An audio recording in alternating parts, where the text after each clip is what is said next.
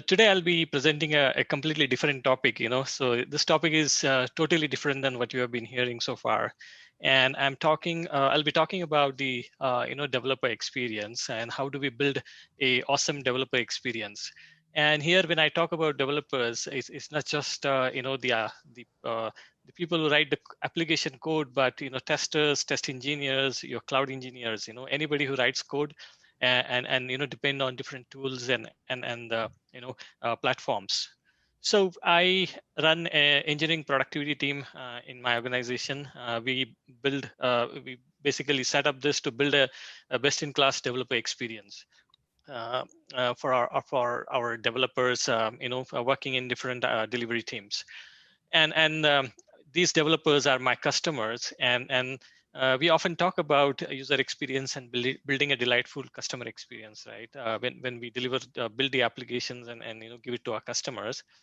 For my team's goal is to build that same delightful experience for my customers, which are my developers, right? So, what is developer experience? It is basically is the same principles of user experience, but applied together with development principles to create a experience for developers to be really productive.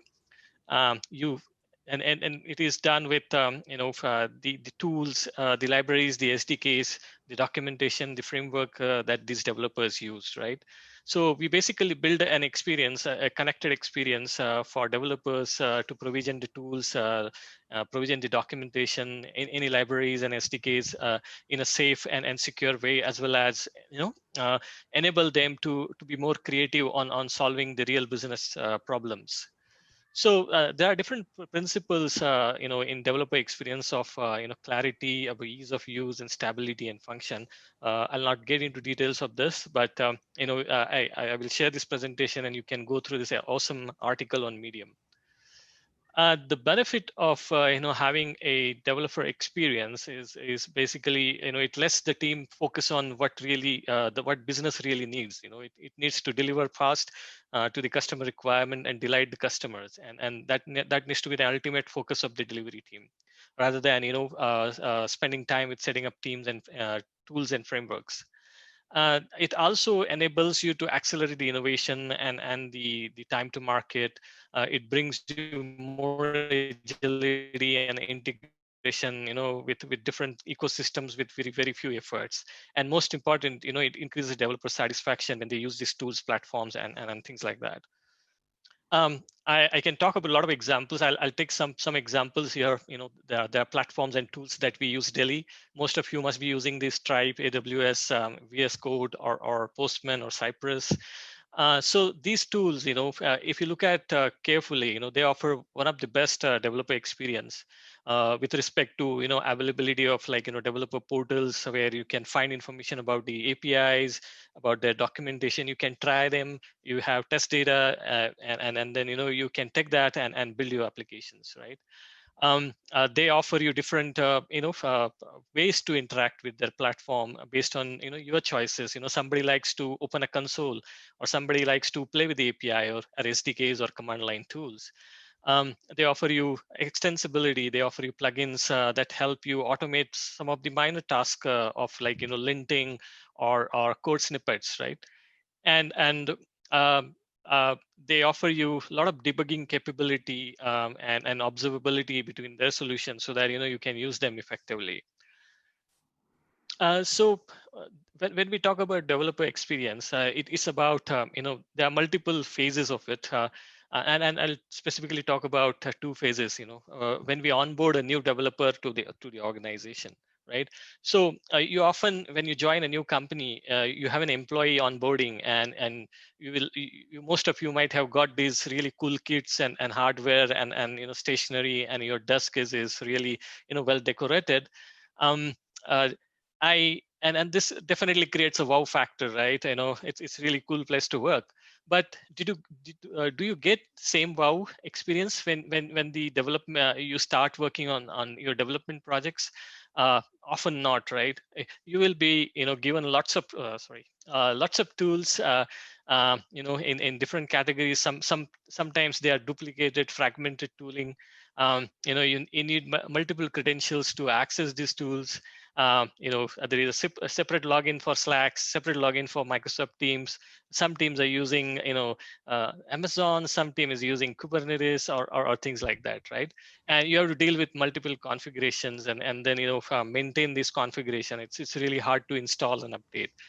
This experience creates a lot of frustration amongst our developers, right? In any organization, this creates a lot of frustration about setting up, simple tools, and, simple configuration can take hours and days. So how do we solve that? So but there are, really simple ways to do solve these challenges. First is, you should start creating some kind of learning paths and knowledge trails for your developers or newly onboarded developers, so they understand the organization tools and policies and the applications that they are going to work. Use personas to create, to collection of tools, configurations, access rights, or RBACs, and then automatically deploy these tools when you provide the workstations to these developers. There are great tools in both open source and commercial world. Make sure that there's a single sign on. There is no need to sign on with different credentials to each of these services. Once you sign on this service, you sign on to all, most of these services. And the platform has to be self-service from day one. There should not be any dependency for somebody to open a ticket and then solve the issues. People should be able to solve the issues with latest stuff, chat bots or things like that. The second part is about the application onboarding. So you onboard a developer, but you will be creating a lot of applications, microservices, websites, mobile apps, right? And there is a lot of things. You need to ensure consistency, standardization when these applications are built, and you need to make sure that they are consistently built, tested, deployed, and then the observed during their operations. So how do you build that kind of experience? So and especially with agile ways of working in DevOps, the teams are responsible to build it and run it. So they have a dual responsibility of building and running their software. And if you look at the typical application and developer journey, there are different phases, right? From ideation, crawling, setup, design, build, test, and maintaining, operating it. And one fine day you have to deprecate it, retire it. There are so many things involved. And how do we basically give a seamless experience for developers to go through all these phases?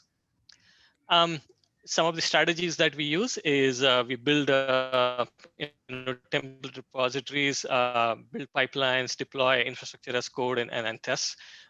We basically whenever a new application is or new microservices defined, it is defined through a template, and then it comes with a lot of automation that developer team can start using it.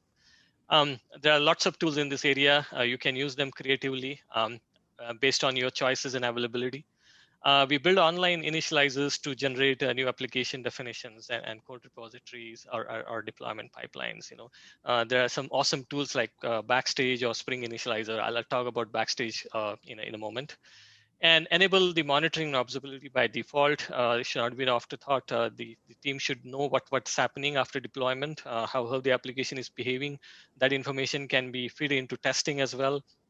Build a lot of documentation, use automated way to generate documentation, and use there are some really fantastic tool in this area, and try to keep everything in a single view and self-serviceable in a way. Don't offer different views for developers to switch between windows and tabs and to find a simple information. So the tool should provide you a single view, and they can find the information that they want in the same view. So let's meet Spotify Backstage. This is a tool that Spotify has built over the last 4 or 5 years, and they have open sourced this. This is one of the tools that can be used for application onboarding and application, like a developer portal. So this is open source. It's been like start for 7,000 people have started this repository, and it's pretty active now. And then this offers you a very consistent view of building different kind of applications and services, whether you're building a Java library or Spring Boot application, or you're building a mobile app. This service, this portal generates a lot of scaffolding for you, your Git repositories, your testing, test frameworks, initializations, your monitoring observability, and then once the applications are deployed, they provide you a lot of real-time information about how that application is behaving inside the deployment, whether it's a cloud or a container. And then it generates a lot of metric for team to understand how much effort they are putting, how much cost this application is recurring, and security issues or incidents. So all that information is available in one single view. Developers don't have to switch between different tools, right? And as I said, everything is available in single view. Don't need to go anywhere else in different tools, scrolling different tabs. So that's about Backstage. So how do you measure the successful DX? So similar to usability, in usability there are like different pillars, right? Usability, accessibility, findability, credibility, right? So similar applies to DX. The DX pillars are function, which is your accessibility, stability or uptime is your credibility, ease of use is your usability, and clarity is your findability, right? So you can use this pyramid and these pillars to evaluate your developer experience and continuously improve it. So that's all from my side. So let's make our developers happy. Thank you.